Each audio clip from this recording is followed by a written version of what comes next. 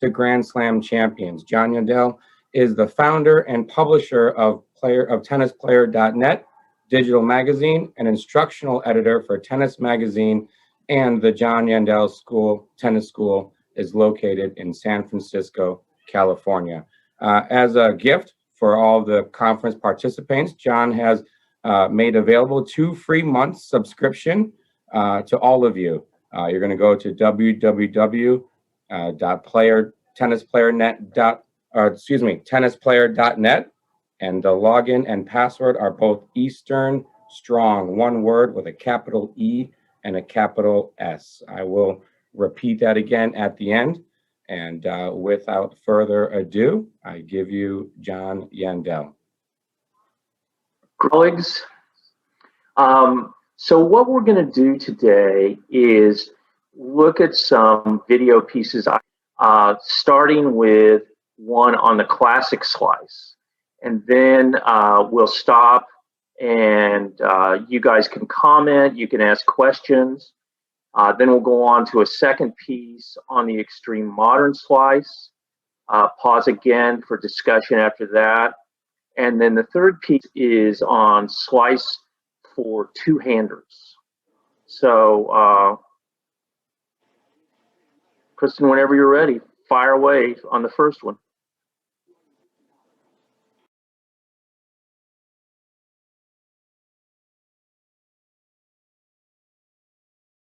Until the 1960s, the one-handed backhand dominated both men's and women's tennis at all levels.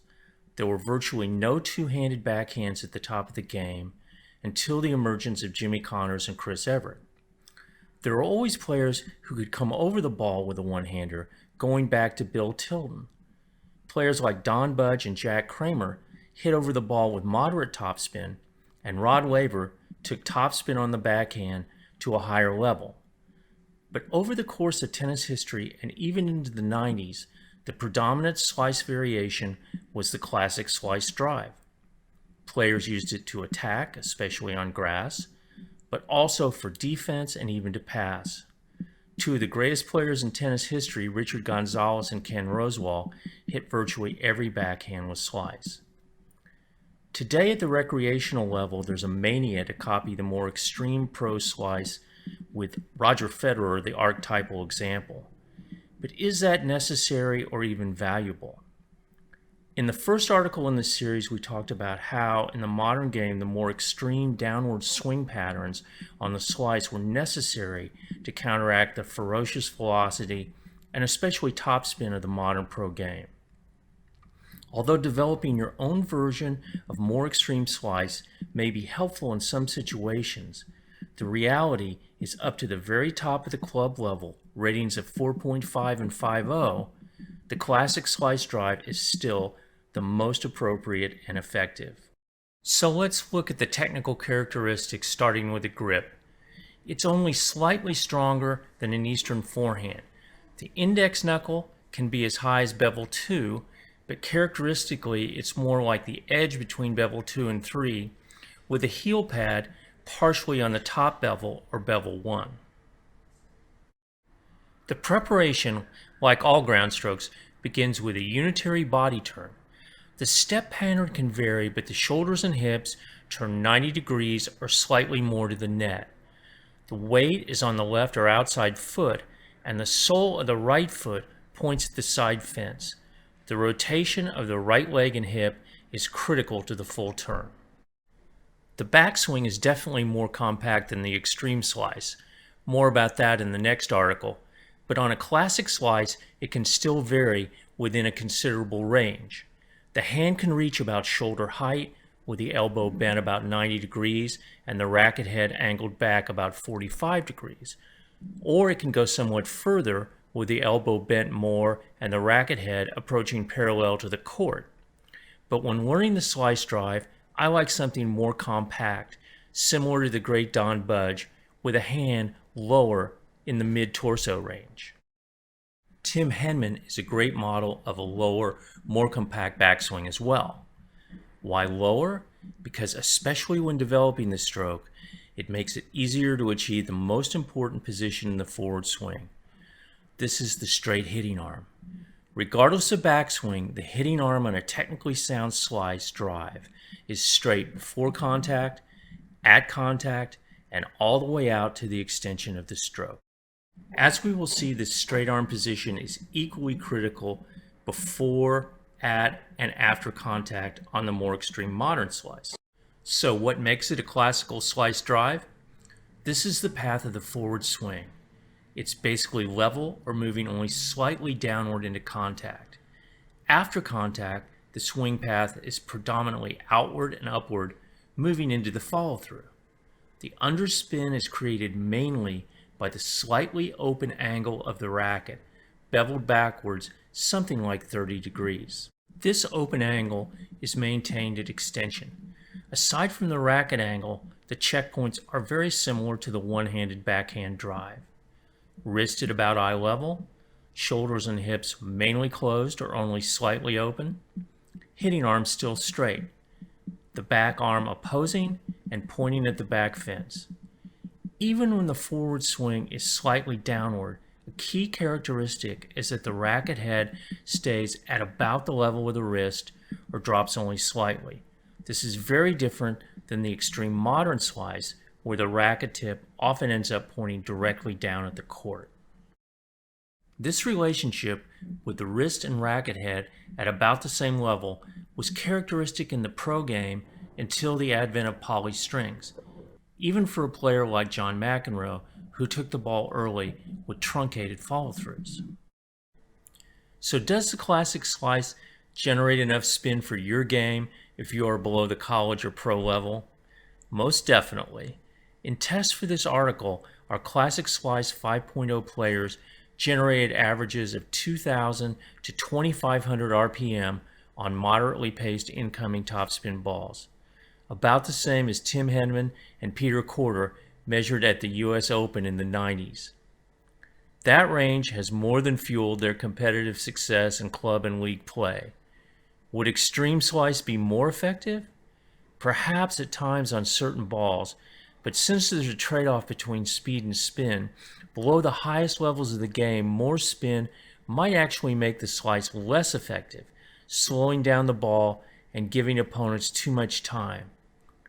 That's why I think the classic slice is the way to go for club, recreational, and NTRP players. Still, in the next article, let's take a closer look at the difference in the core elements in the extreme pro slice. Stay tuned. How many of you out there want to add a comment or ask a question? Yeah, but if you want to add stuff. I had a question. Hi, Chris. Hi. I was just curious, how far in front of the body should the racket contact be relative to your lead hip? Yeah, somewhat in front. It's going to depend on your arm length and your grip to a certain extent. The thing to do is just to model the contact point with the racket shaft basically parallel to the court. And I would worry less about, measuring the actual distance than in just making sure that the hitting arm is straight at contact. It's always good to look at the contact point, but my feeling in general, the first approach is to work preparation and extension and see if the contact point takes care of itself. You don't want people to think about stopping at the contact point, or is my contact point right? If the turn's good, the extension's good, the ball flight's good, the contact point is probably good, and it becomes more of an intellectual question than a functional question. Thank you. Yeah.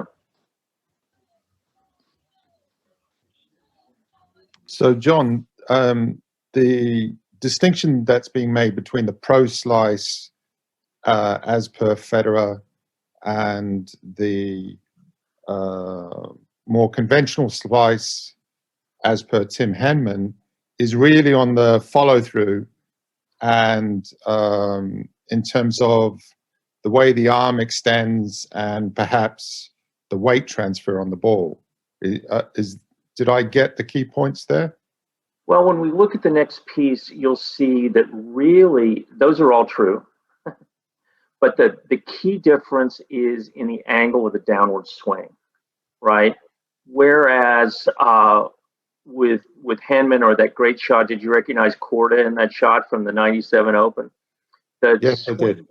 Yeah, it's one of my favorite videos I shot that year. But anyway, the swing plane is much more level or flatter on the classic slice, and the spin is coming mainly from the open racket face, slightly open racket face.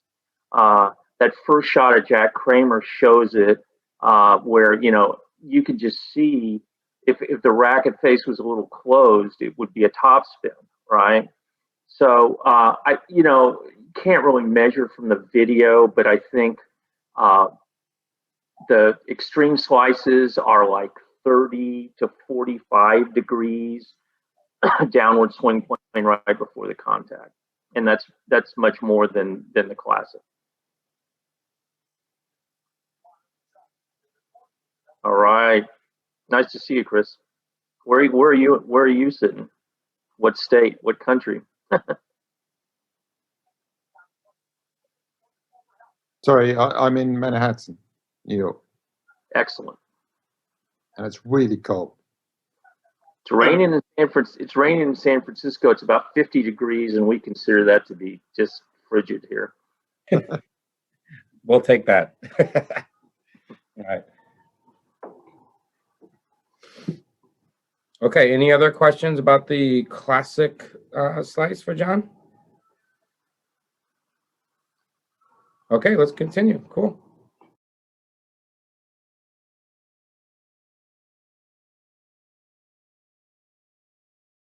In the last article, we looked at the technical fundamentals on the classic slice. Now let's turn to the more extreme modern slice. What's the same and what's different? In terms of the initial preparation, it's the same. The motion begins with a whole body turn, including the shoulders, the hips, and especially the right side and right leg. The shoulder should turn 90 degrees to the net or a little more, with the right leg and hip not far behind.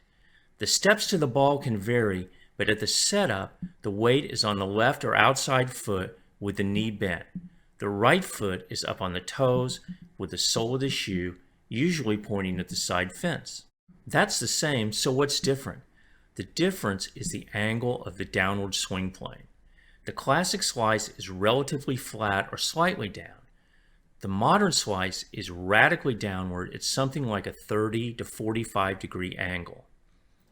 In the classic slice, the racket tip stays at about the level of the hand through the contact and into the extension of the stroke, as we saw in the last article. But in the modern slice, the racket tip moves far below the hand and ends up pointing directly down at the court surface. When the downward swing is most severe, say at about a 45 degree angle, the racket tip can continue to point downward all the way through the follow-through. But if the downward swing is less sharp, more like 30 degrees, the racket head can come all the way up in the follow-through, finishing above the hand in a similar position to the classic slice. So it's a matter of degree, but one that influences the shape of the swing substantially. The amount of downward swing also dictates the height and position of the hand and racket in the backswing. In the most extreme version of the modern slice, the hand and racket can rise as high as the top of the head with the elbow bent at 90 degrees and the racket shaft parallel to the court and the racket tip extending back behind the player's back. In the less extreme version, the hand is lower, at the highest something like mid-head level or even just at the top of the shoulder, and the elbow bend is usually slightly less. The racket shaft doesn't reach all the way to perpendicular to the court and is still angled slightly upward. The racket tip doesn't go as far back either and is usually only slightly behind the plane of the body. What makes all the variations extreme slices the same, the racket tip moving downward until it's pointing at the court. So what about the racket face angle at contact? Although the high-speed footage has some examples where the face appears perpendicular, In the vast majority, it's like the classic slice. The racket head is slightly beveled backwards before, during, and after contact.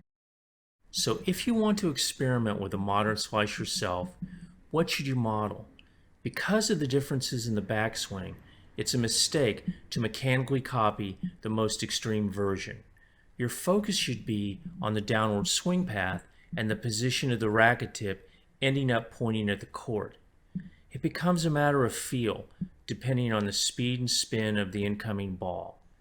Experiment on a ball machine if possible, hitting heavy, high-bouncing balls. Find out how much downward angle you need to control the incoming shot. Let the backswing adjust itself automatically. Experiment with the finish. Do you need to keep the tip pointing downward all the way through, or can you naturally continue the swing to a more classic finish position and still get the extreme underspin you need? You see this more traditional finish on some balls, even in the case of the master of the modern slice, Roger Federer. Even if you really are or should be a predominantly classic slice player, it's fun and can be valuable to develop the more extreme version. I'll have a lot more to say on this gorgeous shot we call the slice backhand in upcoming articles. Stay tuned. All right. So I got a chat from my old friend Ron Dyson. Yeah. Did you get the answer? Yes, I saw it. So what I say is, let the downward swing dictate your backswing, right? And a lot of people, they got their hand wrapped around their neck, because they see Federer in a similar position. But what I found myself, and there's an article in this about this on Tennis Player.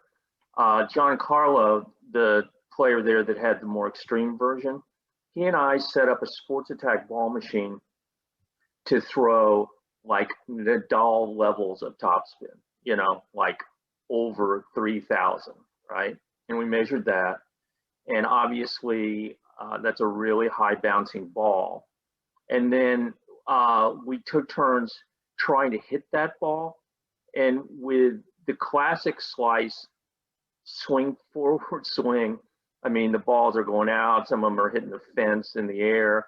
But then, and I really felt this, I was like, okay, now I'm going to try to really hit down on the ball. And I was able to control the ball somewhat anyway and get a lot of them in the court. And then when we looked at the video, my backswing had naturally expanded to a Federer-like position. So I think it's a question of letting the downward swing dictate. What do you do for, what would you say if you're trying to get depth? I would say that, you will get depth. You just got to visualize the flight of the ball that you want. And, there's some complex relationship between, the exact level of the swing and the depth of the ball and the height of the contact. But it's no problem to hit the modern slice deep.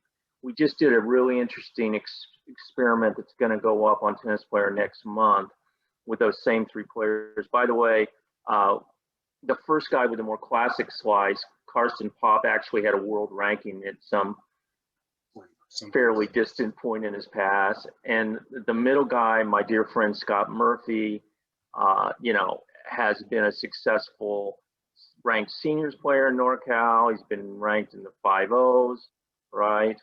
And John Carlo played #1 for Dominican College and has been ranked in the Opens, etc. And none of them had problems putting the ball short or long. I think that's something that's more a matter of feel. But the interesting thing was that the bounce heights differed. Karsten was hitting about 1,500 RPMs, which interestingly, that's the same amount of underspin Vic Braden told me years ago he found when he filmed Ken Rosewall. using 16 millimeter movie film. He said it cost him about $2,000 every time Ken hit a ball. And Scott was more, and so his bounce heights were lower, like 22 inches or something, which is, like, mid thigh. And then Scott had a little more underspin, and his bounces were a couple inches lower. And then GC had spin levels that were close to Federer's, over 3,000, and his ball was bouncing at about 22 inches. So, I think that's as much an interesting point as anything. It's like, what difficulties do you cause for whom with the lower bouncing slice balls? And the other interesting thing, this last experiment we did that's going up next month, well, you hear the argument, well, I need to hit topspin because I can hit it a lot harder, blah, blah. So Scott, the middle guy, Karsten hits only rose wall slice, and GC has a two-handed backhand, but Scott, the middle guy, has a great one-handed topspin backhand with a pretty strong grip. And so we just set it up. His slice speeds, we just set it on a rally ball where the incoming ball from the ball machine was about 50, out of the machine. And his slice was about 50, as were the other guys. But I just asked him to hit a rally ball. But when Scott hit topspin on the same ball, his speed went up about 10% to about 55 miles an hour. So if you look at Fed, it looks like it's a lot slower, and maybe it is at the pro level, but up to a fairly high level of club and NTRP players, there may not be any huge advantage on hitting topspin in terms of speed. And of course, the bounce height that you're dealing with comes into play as well, because obviously it's hard to come over the ball when it's higher. Hey, John, you talked a little bit about the spin. Can you talk a little bit about how the classic slice creates a little more of that underspin, and the modern is and the extreme is more the side spin?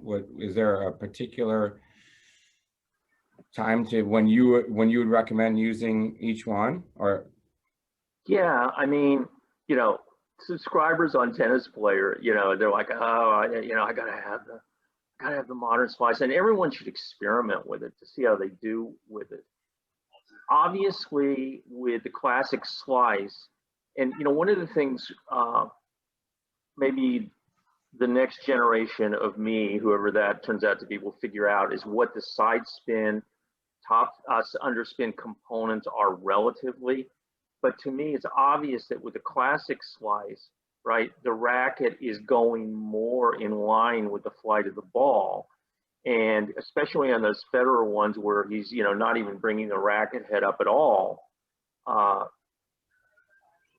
there's got to be a higher side spin component. And I think, a skilled player will feel that and know how to come a little bit more across the ball.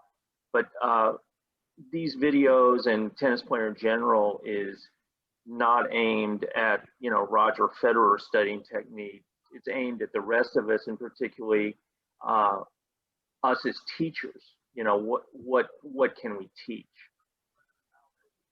John, did you guys ever discuss the pressure, the grip pressure when hitting that slice? I'm hoping that somebody's going to let me drill a hole in their hand and put some kind of a measurement device in there. But so far, I haven't got any volunteers on that. I mean, what I say in general about grip pressure, hold on tight enough to control the swing and, the racket at contact. Don't let the ball knock the racket out of your hand. But beyond that, be as relaxed as possible. Probably if we measured it, you might find more grip pressure on the extreme slice, but I don't really know. That's just a guess.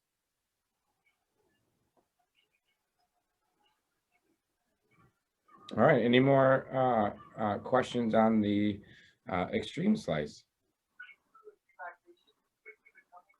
Good. So we're going to look at slice for two-handers, and we're going to compare Nadal and Djokovic, and it's really interesting. I did a quick count, and this is just rough and dirty, but just looking at every high-speed backhand we had on Tennis Player, and Roger hits over 40% of his backhands with that extreme slice. And the average spin's about 3,300 RPM. So it's actually, you know, the equivalent of Nadal's forehand, which is over 3,000 RPM, right? And that makes sense because we know the ball doesn't have to first spin. It's spinning the same way going in and out, right? Nadal, interestingly, among the two-handers, hits over 35% of his backhands with slice, right? And he's at the same average spin level, over 3,000, as Federer, right?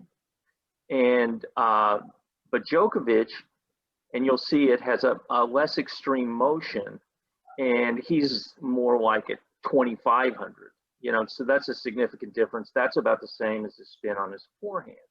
So why is that, right? And this is just a hypothesis, but I think it makes sense. Djokovic tends to answer slice with slice, right? And he's also standing in closer.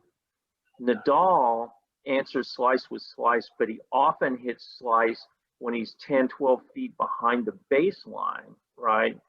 And he's got a much higher, more difficult ball to deal with. And if he chooses to hit slice, he's going to need to hit more spin.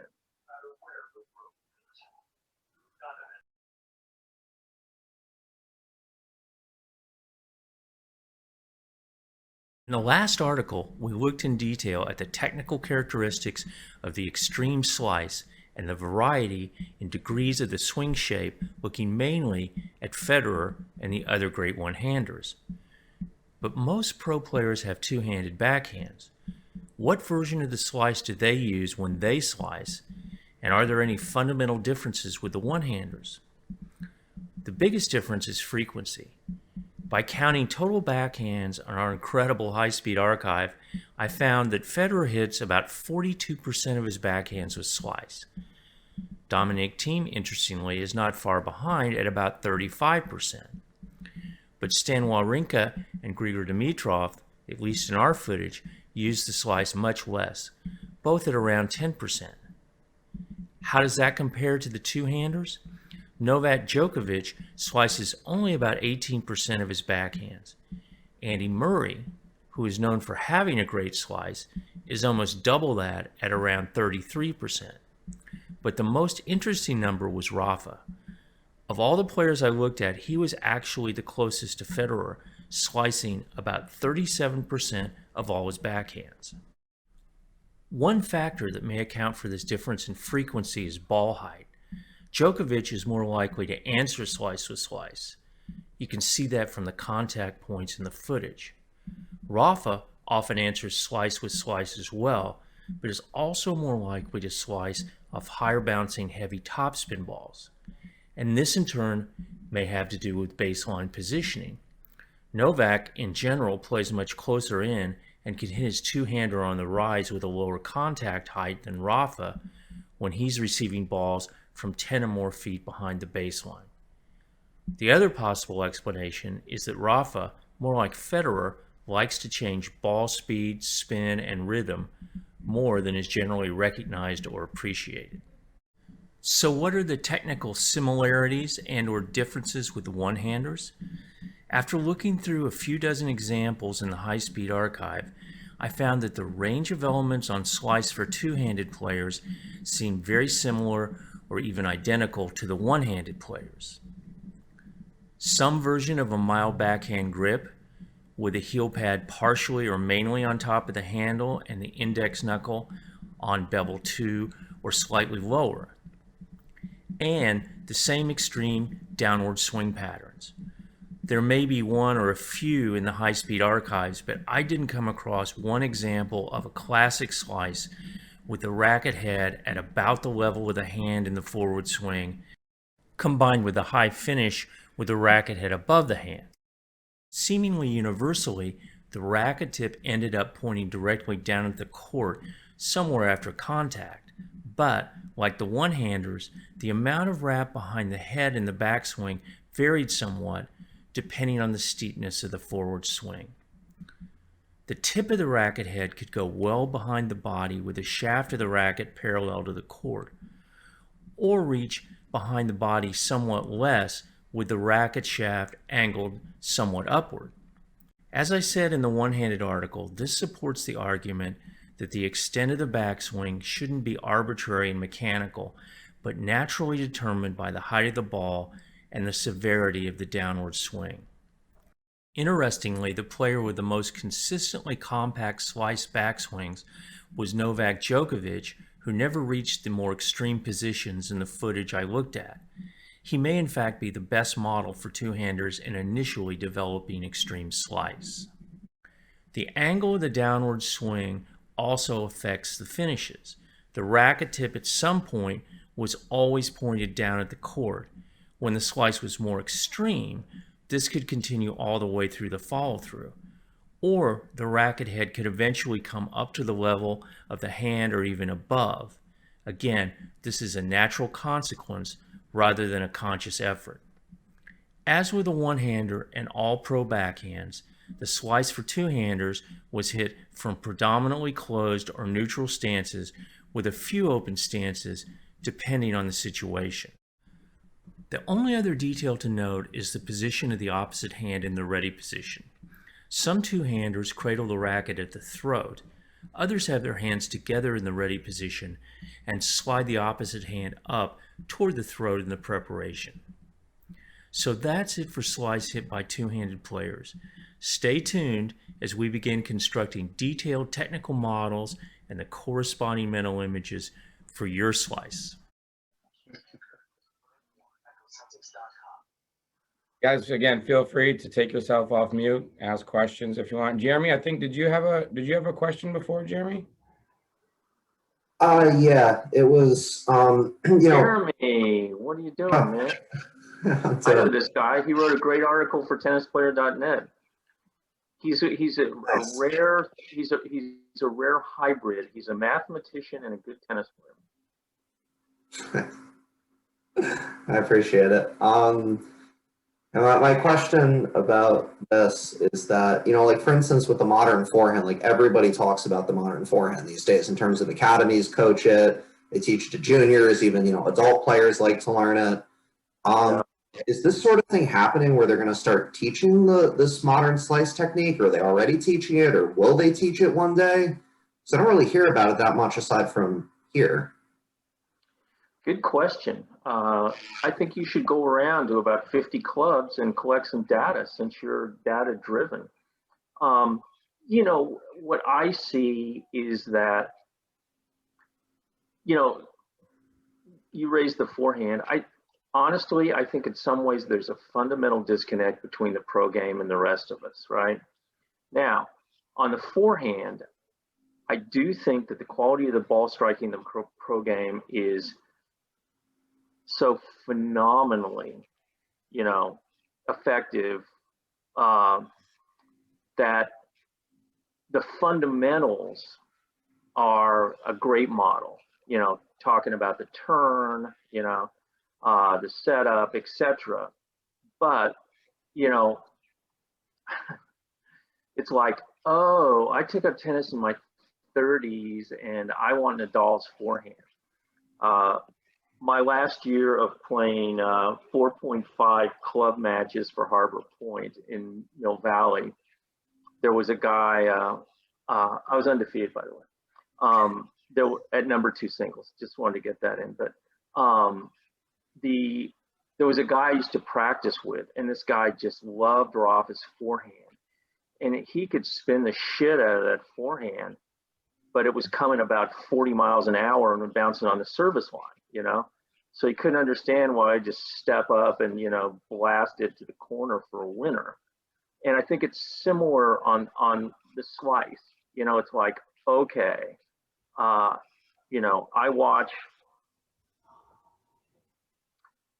I'll answer that question in a sec. I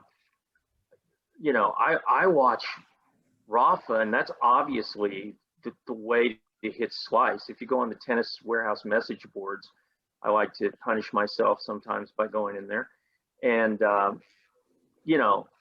it's like, I need to play like the pros, but, I think you got to be pretty high level to where you want that as your predominant slice. It's hard to believe you can hit the ball as hard with that unless you're a really good player. And you saw from that video of Scott and Karsten, I mean, those guys are good, they both beat the shit out of me over the years. And, Karsten had a world ranking at one point. I think he claimed he was 126 or something like that way back. They're doing okay with some version of the classic slice. But, you can't stop people from trying to do what they're trying to do. And if you're a teaching pro, maybe if you have a high level junior, you want to teach them that shot. But my opinion is anyone trying to learn how to hit a slice backhand should learn to hit the classic slice first. Gotcha. Thanks. I'm totally going to fool when I get on the court, though. What's that? I'm totally going to fool around with this the next time I get on the court, though. Yeah, I mean, you'll be able to see, we set up a couple of cinder blocks with a ruler, with a yardstick. And, there's a clear difference in the bounce height, and if you got a ball that's, at knee level or lower, and you're trying to hit a topspin backhand off that, it's going to be, let's say, more challenging than if you had a nice, chest high ball to your forehand, right? Yeah. Oh, so the question was spin levels. I got that in the chat. Who was that asked me that? David Glacken. All right. Yeah, so it's a great question. And the answer is that the fastest spinning shot we ever measured in pro tennis was a Roger Federer slice backhand that was spinning at 5,300 RPMs. And his average is about 3,300 RPMs. So, God bless you. Give it a try. You can, if you can do one variable algebra, which is about my limit, and you have a high-speed camera, and you take some video of your slice, and you get it into QuickTime 7, something where you can actually do frame by frame. Of course, they improved QuickTime and ruined it. But if you can still get 7, it's unsupported but available. You go frame by frame, you just watch the ball markers turn, right? Okay, and so how many frames at a 240 or whatever you're filming at does it take to get one revolution, right? And then you just do a simple calculation. 5 revolutions is to 1 as 240 is to X, multiply it out, then times 60 seconds, and now you know your spin variety, your spin rate. Jeremy, did you get all that? Jeremy can, how many algebraic variables can you do in one equation, Jeremy? The only limit is your imagination. Or your level of mathematical skill. I got a B in algebra in 8th grade, but I did learn how to do that one variable calculation. It's been very valuable to know. Does it? You make a matrix, and then you can have as many as you want. Does anybody? Okay, if you go on, I'm gonna get a headache like when I was trying to figure out your article, Jeremy. Sorry about that. It was worth the effort. John, if you go on, go check his article in the strategy section. What was it called? Do you remember? I think it's called interpreting tennis. No, it's called like how effective is playing the net really, something like that. I Yeah, think it was. yeah. Go. I won't spoil it. It's a very interesting conclusion. It goes against Craig's thing, as much as I love Craig about you should go in all the time in pro tennis. So anyway, another topic, different topic. John, we actually have over 50 coaches, participants on this call. Great. Are any of the coaches on this call, are any of you guys teaching the extreme backhand slice in your group lessons? Only to my red ball kids. Only the first day ones, right? Right. Try it with the sponge ball. Yeah, exactly. If any of you are, let us know in the chat box if you are. I think most folks are teaching, to Jeremy's point, are teaching the classic slice. And I know in our program we're teaching the classic slice, and it is an interesting question if anybody is doing. I'd say only our high performance kids. Yeah. At the upper echelon. Because you can always evolve it, right? It's not like if you know how to hit a classic slice, you can't progress to something more extreme. It's a logical progression. Yeah. Would you say, John, would you say that there's a certain ball that it's more applicable to use on, like a certain incoming ball? Is it that they're looking for to use it, or are they just using it all the time? Well, I think Federer uses it on any freaking ball he wants. But, for me, when John Carlo and I did that experiment, once we got up there and we couldn't even get the machine to throw 90 miles an hour, like, Rafa 90-mile-an-hour forehand with 3,300 RPMs of spin, but it was up there pretty high, like 70 or something. And, if you get a ball like that or something close, you really don't have a choice, if you're going to hit slice, because otherwise, you're like I did, you're going to hit the back fence with a few. Right. John, are there any current players, any top players that are using that classic slice that you know of right now? I mean, Lopez, used to have one of the great slices in the game, but is his even a classic, or is anyone? That's a great question. We don't have any super high speed finish of Lopez, but in the regular stroke archives, there's tons of them. So you could go in there and look. When I look through, dozens and dozens of the ones. So the difference in the two archives on Tennis Player is the original stuff we shot was shot with high speed shutters, which freezes the action, but only at 30 frames a second. So you can freeze it in any point in the swing, but you don't necessarily get the contact or see the point in the swing you're looking for. You got to look at multiple examples. In the high-speed archives, that footage is 240, 250, 500 frames a second. There's some freaky stuff we shot at 10,000 frames a second that's there in a separate section. And, looking through all that, I couldn't find. I could find some extreme slice where the racket tip pointed down at the court but then came up, but I couldn't find anything like the level slice that we think of as the classic slice. Right.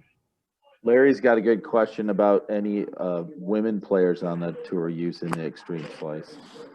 Wow, that is a good question. I'm just going to say I don't know. This is one of the things I found out when we started putting up the high-speed footage, was that people were not as interested in the women for whatever reason, mainly because most of the subscribers are men. But we have Serena up there, we have Sharapova, we have Stosur, and we're going to start putting up Muguruza. So that would be a good question for further pondering. But, my suspicion is you're going to see some version of the extreme just because of the speed and spin, is getting closer and closer between the men and the women. Would you think was Graf using an extreme slice when she was playing? Boy, wouldn't it be nice to have some good footage of her? I don't know. She was practicing in the South Bay one year when she was still playing, and I tried to go over there to film her, but they wouldn't let me. So.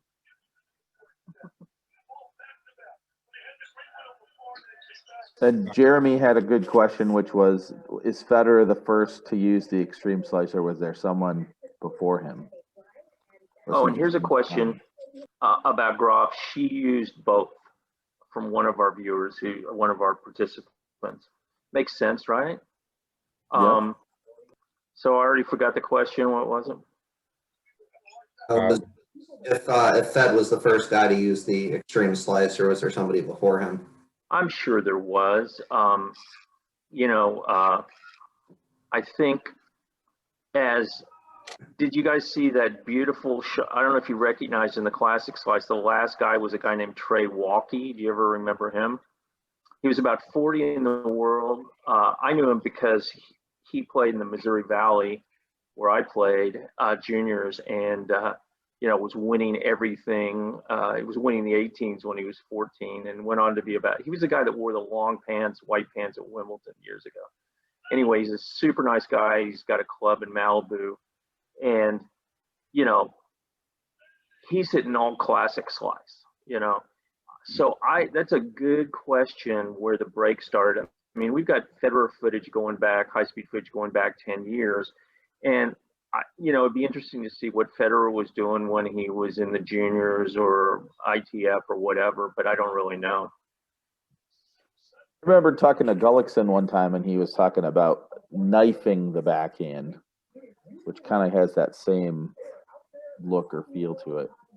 Yeah, I mean, that's a good term, knifing. It's like I always said, think of the ball as an orange and cut off the diagonal back third of it with your racket, which is the knife. But, probably somewhere there's a picture or, Bill Tilden doing it. I don't know. I was having a discussion in a forum on Tennis Player, and I believe Tilden referred to that as the chop. There's a question here, John. Considering the difficulty playing balls below the knees, would it be more of an advantage to apply more side spin than underspin? Could the downward motion of the tip be applicable for the side spin of the modern slice? Sorry.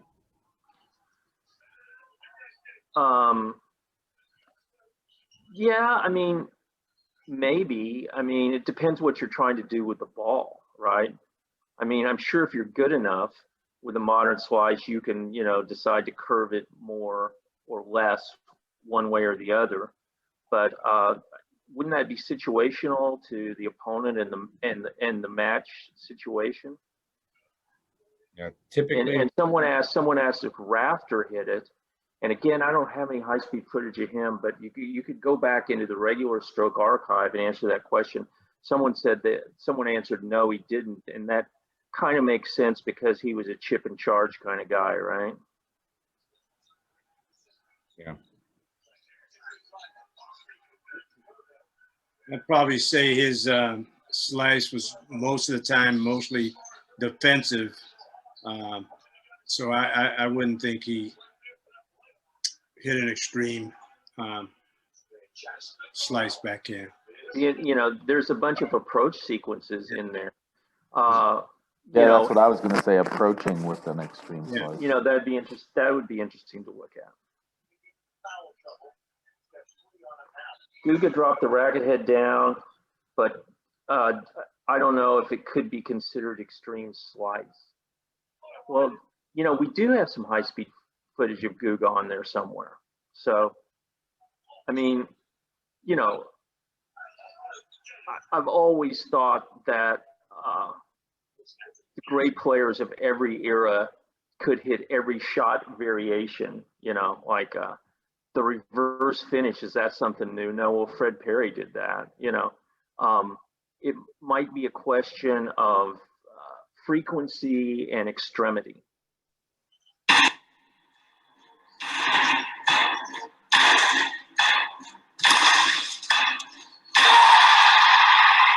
pace of what this guy's been able to do. He was so consistent. What was that? Somebody hit a slice backhand, right? I think somebody's playing the video, Jeremy. But Oh, man.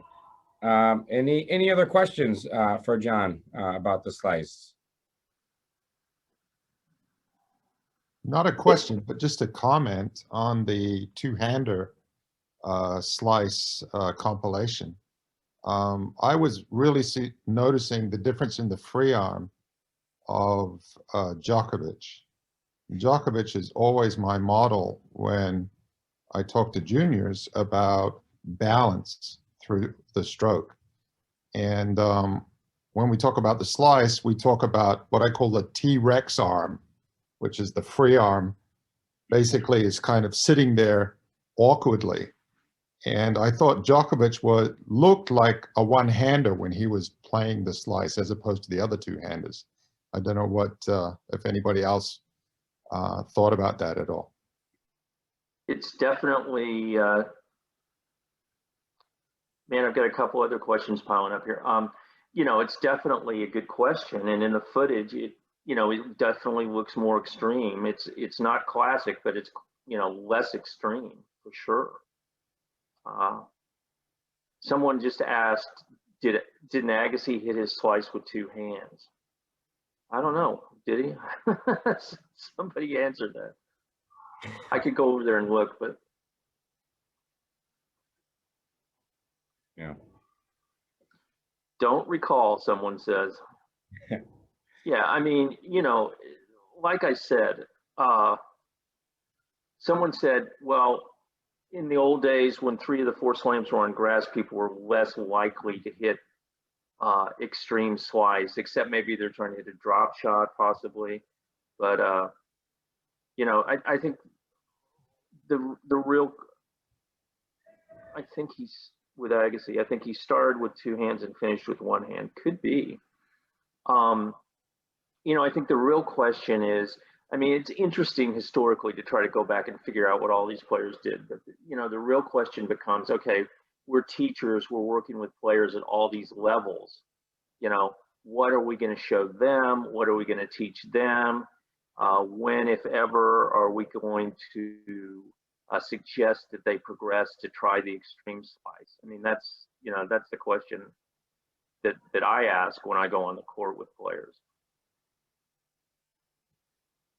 I know for me, when I go on the court with the slice, I want them to be able to do 3 things with the slice: to be able to hit a hard driving slice, to be able to hit a feathery drop shot, and to be able to loft it up over somebody's head. So those are 3 good things to do with it.